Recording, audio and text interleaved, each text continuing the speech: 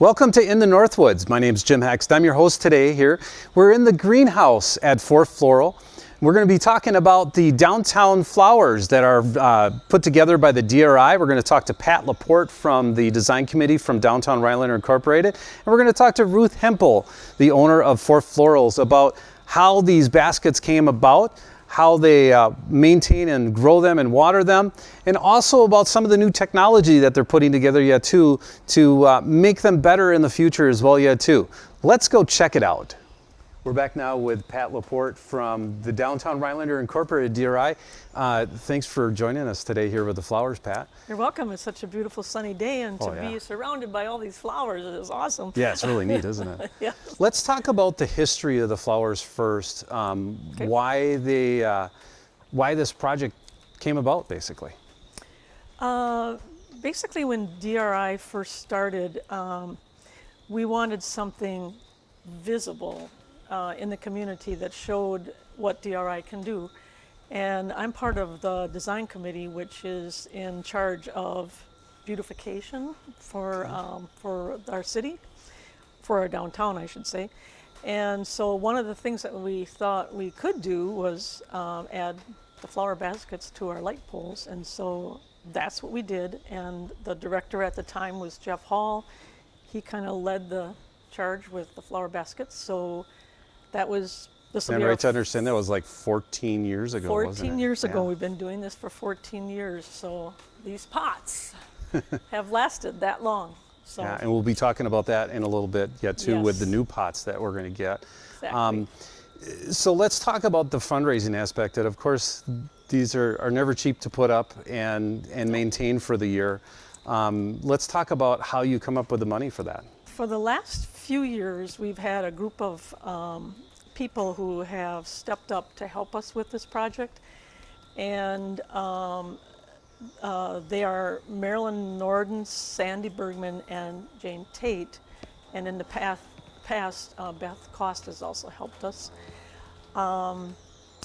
They're just a group of ladies who have a passion for the flowers and have volunteered to help us.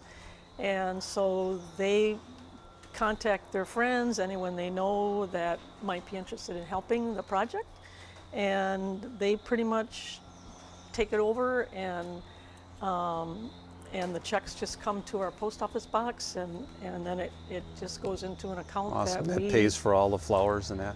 There's kind of the payment, the money actually is not just for the flowers. Okay.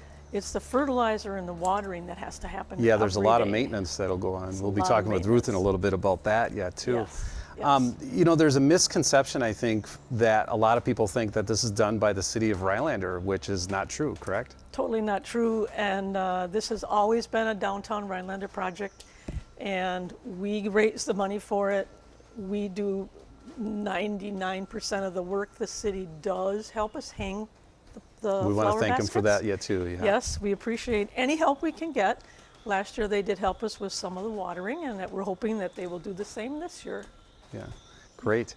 And then, so now if somebody wants to donate to the downtown baskets, if they've ever went downtown and seen them in the past and stuff, it's really neat because they do grow rather large and 2 or 3 feet, I think, long They get on bigger the and end. bigger as summer goes on. Yeah. Yeah. So if anybody would like to donate to that, how would they do that? It's very simple. You can make out a check to Downtown Rhinelander. Our post office box is 1638, and that's Rhinelander. 4th Floral would also accommodate if you happen to be in there. She's open to taking any donations. And we typically, we put a number of $100 on that kind of supports a basket.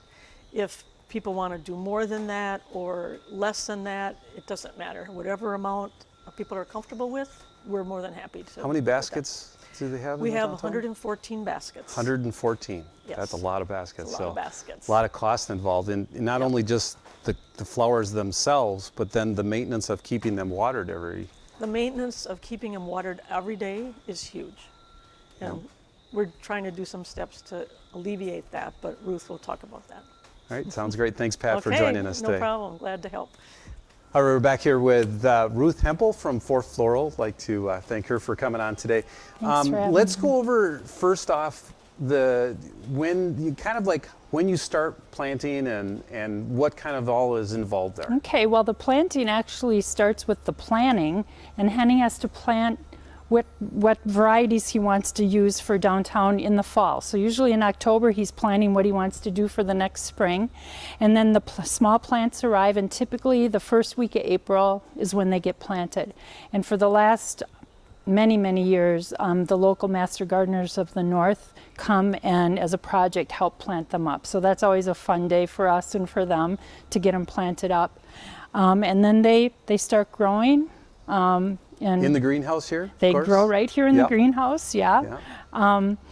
They need a little bit extra. We've got watering benches here, but they need a little extra water. So Henning has a little extra time in taking care of these and getting them shaped up to go out. But typically by the first week of June, they're ready to go out. Awesome. And Yeah. we talked about a little bit about the baskets, and these were the baskets. The one that right in front of me here is the one that was the original baskets from 14 years ago. That's right. Yeah, they've held up remarkably well. Yeah. But they're starting to show their age, and because they need to be watered a lot, there are a lot of plants that go into these baskets. They've got holes in the side, so there's a lot of plant material, and they take a lot of water. So they've been pretty labor intensive over the years. So it's time now, they're getting to show their age. So we started looking at some of the new baskets that are available, and there's a lot of self-watering technology out there now. So we're giving a test run on some of our baskets for this summer with the self-watering pots. So in the past, with these old baskets, you had to water them every day? Yeah, that's the best. To make them look Yeah. really nice and full and have happy plants, they need it to be watered Right, every not day. only water you put in there, you also put fertilizer in there Right, as so well, we too. would use water from our system here. We would take water that has fertilizer injected in it, just a very small amount of fertilizer, but enough to keep a steady, constant supply of fertilizer to keep those plants super happy. Right. Yeah. Yeah. And then that's how they grow, 2 Yeah. 3 feet long. Right, And people, I suppose, exactly. always kind of wonder about that when they go in the downtown and see them big, beautiful Yeah, flowers like that and yep, everything. so- Too. So let's talk about the new baskets. And Okay. this will now take the watering down, I hear, a little bit? Yeah, because there's actually a water reservoir in the basket. So you can see in front of you here, this is the liner part that's been planted up. Was planted up at the same time as the other baskets. They're starting to fill in, and eventually will come down and fill in really nicely. But these liners fit into this type of pot now, and these baskets have a water reservoir in the bottom. Okay. So you actually will be watering into the water reservoir, and then on the bottom of the basket liner there's Oh, I wicks. see. Yeah. And the water is wicked up, and the baskets are basically watered up from the bottom up.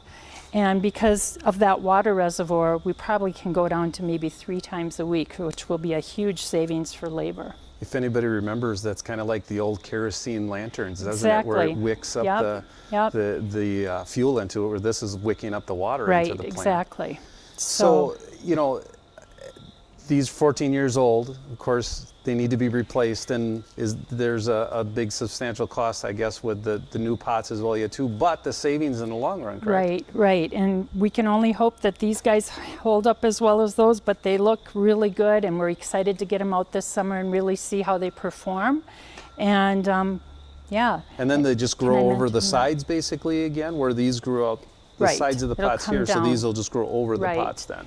And DRI is very fortunate that we were able to obtain a grant from the Rhinelander Community Foundation that'll offset a lot of the cost of these. So we're Awesome. very, very grateful for that. And again, that's one of the things that we talked with Pat about is all of these plants and flowers that are in the downtown for the DRI are all through donations a lot, and pays for a lot of the pots and the flowers, and everybody kind of, it's great if everybody would pitch in, and if you want to donate, we'll have the information at the end of this video here where you can send a check or donate and stuff. Ruth, thank you so much for joining You're us welcome. today. Thank you and, for stopping great by. job. Thank you.